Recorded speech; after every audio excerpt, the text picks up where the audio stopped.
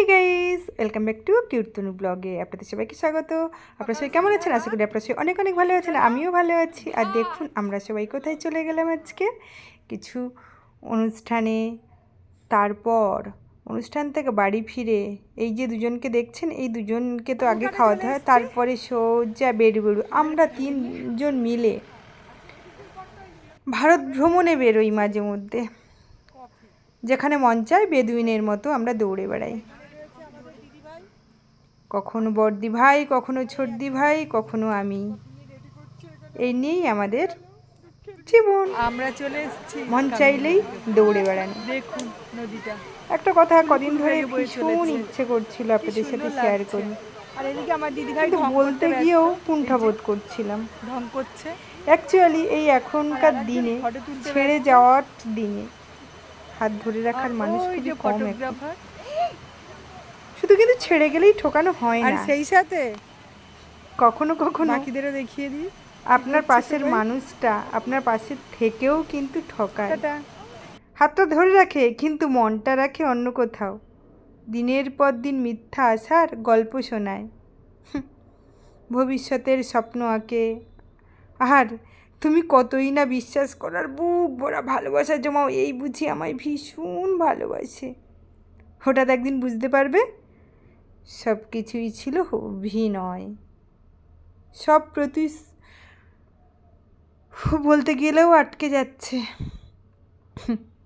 সব প্রতিশ্রুতিই ছিল সাজানো গুছানো একটা অভিনয়। ছেড়ে গেলে হয়তো কাঁদতে কাঁদতে সবাই ভুলে যায়, কিন্তু পাশে থেকেও যারা মিথ্যা ভালোবাসার ভান করে, আপনি সেই দুঃখ কারো কাছে বলে উঠতে পারবেন না। সে হৃদয়কে ভেতর থেকে ভেঙে দেবে, ভেঙে চুরে চুরমার করে দেবে। কারণ তখন মানুষটা হারায় না, শুধু হারিয়ে যায় আপনার বিশ্বাস, আপনার স্বপ্ন, আপনার ভালোবাসা, আপনার ইমোশান, আর আপনার অন্তরের মধ্যে থাকা নিজের একটা অংশ। তাই ছেড়ে যাওয়া যতটা আমরা কষ্টের, চলে এসেছি কোথায়? থেকে যাওয়াটা চলেছে নদী, তার চেয়ে আর এখানে হাজার গুণ বেশি ভাই, এক দাদা ভাই হাই করো, যন্ত্রণাদায়ক। দাদা ভাই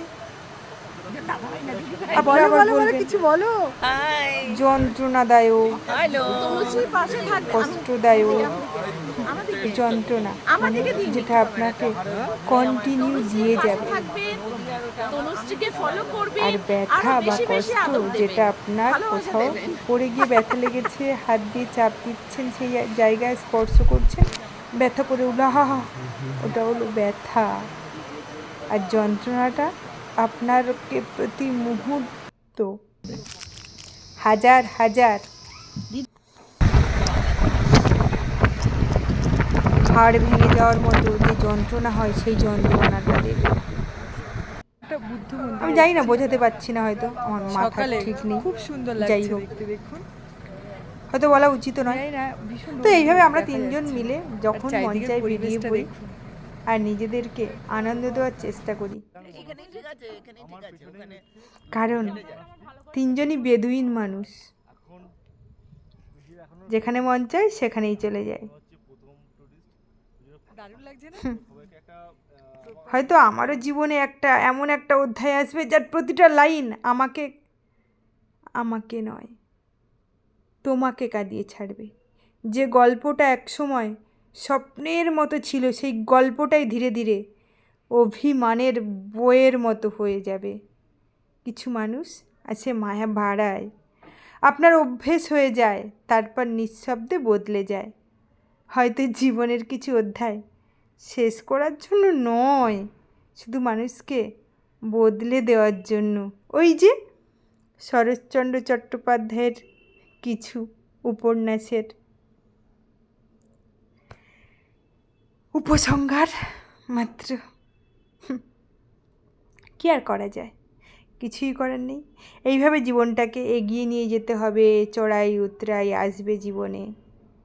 আর এভাবে আমাদের প্রতিটা মুহূর্তই সংক্ষিপ্ত জীবনকে জীর্ণতায় ভরিয়ে তুললে হবে না, বরং আনন্দে ভরিয়ে তুলতে হবে।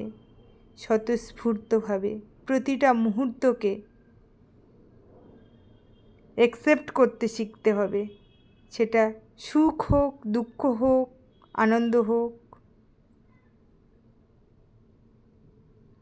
আর কি বলবো বলুন, এইভাবে আনন্দ করে দিন কাটান। আর এইভাবে আমরা আমাদের বন্ধুরা মিলে সবাই মিলে আনন্দ করে দিনটাকে আজকের মতো শেষ করলাম। দেখা হবে নেক্সট ব্লগে। আজকের মতো তাহলে টাটা। কেমন হয়েছে অবশ্যই জানাবেন কিন্তু।